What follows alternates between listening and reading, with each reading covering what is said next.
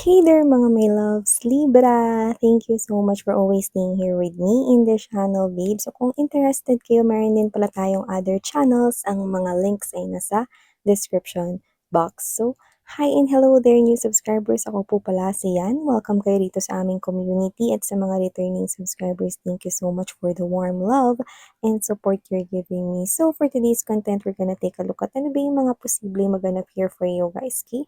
So, ano pang hinihintay natin? Let's start! So, Spirits and Angel guys, Archangel Michael, thank you so much for being present here in this reading. This is for Libra. Wala tayong gender, mga babes, babae, lalaki, LGBT, lahat kayo welcome. Cross-watchers, of course, welcome rin kayo. You can flip roles if you want, you can do that. Libra. This is for Libra. What do we have here for Libra, please?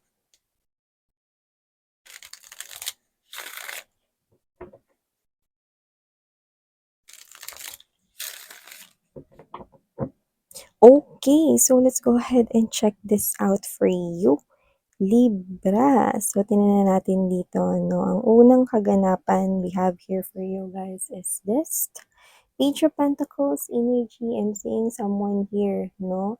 Na tingin ko posibleng mas nakababata to sa inyo. Pwedeng katrabaho ninyo, no, na pwedeng mas bata sa inyo by age, but doesn't have to be. Pero pwede rin naman na bago lang sa kumpanya ninyo or bago lang sa negosyo ninyo, sa maaring tao nyo to or staff ninyo if you are owning a business right here. Pero pwede rin naman nakatrabaho ninyo. Bago lang siya or kung sino man siya na pwedeng mas bata siya sa inyo.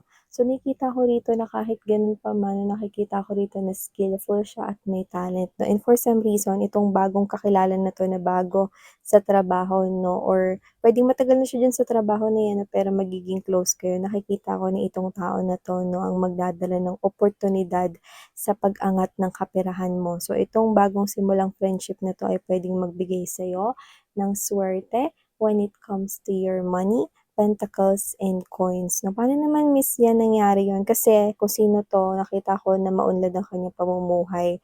So, for some reason, no, this person here is someone na masipag. At pwede rin naman na kahit bata yung age niya, no, or looking young lang siya. So, whatever the case may be, just take how this resonates, no. Nakita ko na posibleng makasosyo mo siya or posibleng siya yung magdala ng magandang balita sa'yo. Okay? Pwede mo siyang maging reference dito, no, sa trabaho ni ito or oportunidad ni ito, offer ni ito, no, sa pera. So, ibig sabihin, no, itong tao na to ang magdadala, no, ng pera sa'yo. So, nakikita ko dito ang pag-usbong ng kaperahan sa iyong side. Kaya naman, maririnig mo sa taong ito ang offer. Yan, no? Huwag kang magdalawang isip na itry yan kasi hindi naman yan scam. Okay. So, nakikita ko dito yun, no? So, we also have here for you guys this Empress energy. See, hindi scam kasi tatapa kayo rito sa ganitong klase ng energy, Libra, no? So, this is a Libra and a Taurus shared energy. So, yung iba sa inyo pwedeng dealing with the Taurus but doesn't have to be. Pero for sure, meron dito, no? Kahit anong zodiac sign, pwede nyo ka-deal, okay lang yun. So, nakikita ko rito, no, Empress energy, tatapa kayo, no, wherein you will feel abundant and prosperity, especially when it comes to your coins, pentacles, and money. So, yung area ng inyong pera ay talagang iba yung ikot at magiging iba yung ihip ng hangin. Mas gagaan ng takbo rito, no, nang may kinalaman sa mga bayarin at may perang mga papasok imbis na palabas. Ang bongga, no? So, whatever the case may be, nakikita ko kayo rito, no, na magiging maalwan ang daloy, no, ng inyo ritong kaperahan or related sa karir mo or trabaho mo, smooth na smooth, no, ang flow. At ang pera ay safe na safe, no. May balanse tayo nakikita rito, no, sa iyong kaperahan, no, and for some reason, meron ka ritong mabibili na something expensive na posibleng matagal mo nang bet na bilhin. Yan, no. So, maliban dyan, Libra, nakikita pa natin dito ang Five of Swords energy. So, dito nakikita ko 'no, ang energy rito ng isang person na puwedeng nakipaglaro ito ng game sa inyo. Yung iba tapos na 'to, pero nakakita ko rito na yung iba hindi pa. So, whatever the case may be, just take how this resonates. Someone here is coming in 'no, na makikipagtalo sa'yo rito 'no, at wala siya ritong planong magpatalo. Kaya kahit na wala na sa hulog ang mga sasabihin niyang argumento ay tuloy pa rin 'no, ang pagputak ng kanyang bibig. So, kung sino man ito na posibleng ayaw niya sa'yo, haters mo siya. At kung sino man siya na nakikita ko rito 'no, na isa siyang klase ng energy na alam niya deep inside 'no, na tama ka or natalo mo siya, kung ano man 'yun 'no. Iba-iba naman kayo ng sitwasyon, pero alam niya sa sarili niyang natalo mo siya, nahigatan mo siya, or mas umangat ka, pero hindi niya yun matanggap. So, magkakaroon rito ng argumento na kung saan ipaglalaban niya rito ang kanyang mga baluktot na mga paniniwala at mga side feedbacks, comments at reviews. Kaya kung sino man siyang person na siya, Libra, 'no, 'wag mo siyang bigyan ng atensyon dahil lumalabas ka bilang Empress, 'no. Hindi makatutulong kung magbibigay ka ng energy sa tao na 'yan kahit na 0.0001% of anger ay hindi makatutulong. Kaya mabuti na lamang na iwasan mo 'yang tao na 'yan 'no, at huwag mo siyang pansinin, okey? Kasi tuloy-tuloy rito ang pasok ng biyaya lalo na sa iyong money, okey?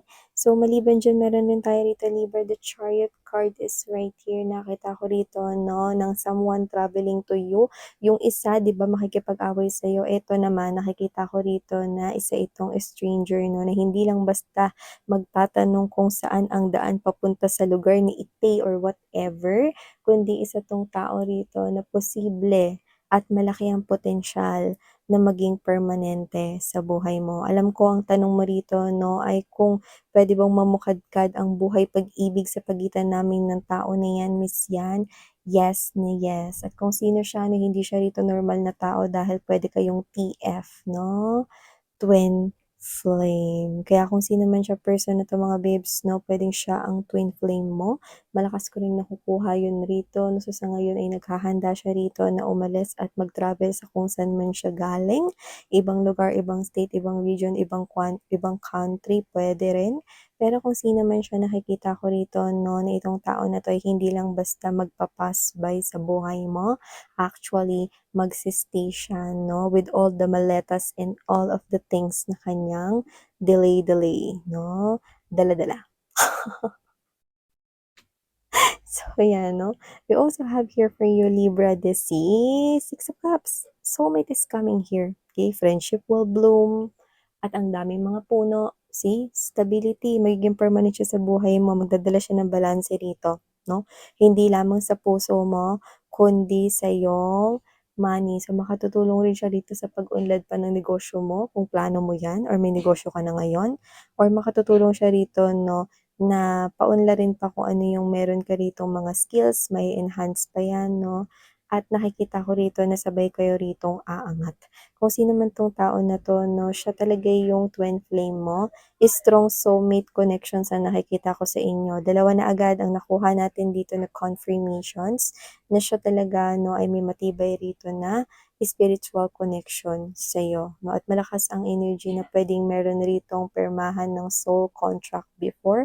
At ito ay ang kontrata rito ng pagtatagpo 'no, sa tamang oras or divine timing, at ito na nga yun 'no. Pero mag-ingat lamang kasi nakikita ko rito na kung sino man 'tong person na 'to 'no, meron siya ritong ex or may someone dito na puwedeng hindi niya naman naging ex pero yung iba ex niya 'no, na hindi maka-move on dito dahil hindi tinanggap ang offer or hindi nakipagbalikan sa kanya 'no. So meron ritong tao na na sobrang baliw sa kanya 'no, at nakakapit na parang tertiary or linta sa kanyang energy. Pero wala naman siyang pakialam dun kaya nga niya ni-reject at hindi na binalikan, 'yan 'no. We also have here this Ace of Pentacles energy kasi ang gusto niya ay mga bagong oportunidad sa buhay niya at makikita mo yon 'no.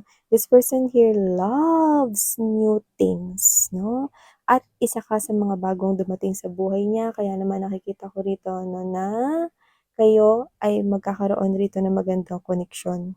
Dahil makikita niya sa'yo ang kanyang sarili, 'no? And for some reason 'no, gusto niya rito na magtayo rito ng buhay kasama ka. This field right here will be filled with your love. Magpapatayo kayo ng home together 'no, gagawa kayo ng family together 'no, and for some reason, bigla na lang 'tong mangyayari 'no, like boom! Parang biglang nagkaroon ng magic rito for some reason 'no, marriage proposal will happen, everything right here will happen, cosmic alignment already 'no, nagtatama na 'no. Ibig sabihin kasi nito, mga babes 'no, hindi naging mabilis ang lahat, kundi umalign lang ang lahat sa tadhana mo. Dapat nga matagal na itong nangyari, eh, 'no? Dapat nga matagal na 'yan dumating sa buhay mo, eh, na-delay pa nga 'yan, eh, kumbaga sa flights nakailang delays na, eh. Pero nandito na siya, 'no? May new beginnings tayong nakikita rito hindi lang sa pera mo kundi pati sa love life mo. Yung iba dumating na 'to sa life ninyo 'no, pero parang wala pa kayong idea ngayon na siya na yun, yung forever mo. Pero nakikita ko rito 'no, na makikita mo 'yan 'no, pero ngayon sikretong malupitan pa 'yan sa laki ng buwan dito 'no. Pero dahil ikinanta ko ng sikreto na ito, ay, spoiler na naman ang datingan ng lola niya. So, sa nakikita ko rito ang gaganda ng mga paparating sa inyo maliban lang dun sa isa, 'no? Huwag niyo lamang siya bigyan rito ng atensyon dahil panira siya 'no, sa energy ninyo, 'yan. You also have here the 4 of Wands, see, you're gonna marry. 'Di ba I told you, you're gonna marry 'no? Sa sobrang akala mo ikli ng panahon 'no, pakakasalan mo siya 'no, mali ka, dapat nga matagal na, eh. So, nakita ko rito ano, siya na talaga ang magiging hantungan mo 'no, ang huli ritong mamahalin mo 'no, dahil makikita mo ang effort 'no, at ang makikita mo rito 'no, na masipag siya at talagang magbubuo siya rito ng panahon, pagmamahal at oras sa'yo, 'yan 'no. Isang offer mula sa isang bagong, tao rito 'no, at nakikita ko magtutuloy-tuloy ito, 'yan 'no. For some reason nakikita ko rin kayong lilipat, so puwedeng hindi ka tumira together with your parents 'no, kundi sasama ka sa kanya. Nakikita ko yun here, okey? Nakita ko rito ng travel na puwedeng hindi ka na bumalik, 'yan 'no. Huwag kang kabahan kasi sasama ka lang naman sa husband mo or wife mo. Grabe ka naman, minsan hindi ako makakabalik 'no. Siyempre bibisitahin mo pa rin yung family mo, 'di ba? Ibig ko lang sabihin magmo-move out ka na 'no, move in ka na sa ibang location at malinaw kong nakikita yun. Kanina nga 'di ba sinabi ko sa inyo, magiging excuse me? Ayun, nasamid lang 'no.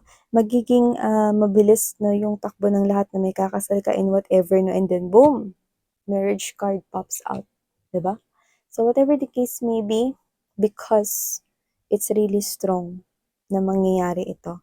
Kaya ito ay pahabol na confirmation na lamang sa inyo. So thank you so much mga okay, bago matapos 'no, may nakita ko dito nagsusulat ng letter, like it's handwritten. So whatever the case may be, you could be writing a letter to someone or someone here could be writing a letter to you. Expect message. Okay? Pwede rin naman yan mga babes no via email or post mail. Yan. So, thank you so much, Libra. These are all the messages we've got right here for you guys. Thank you so much, Sarang Hayo, Love and Light. Annyeong!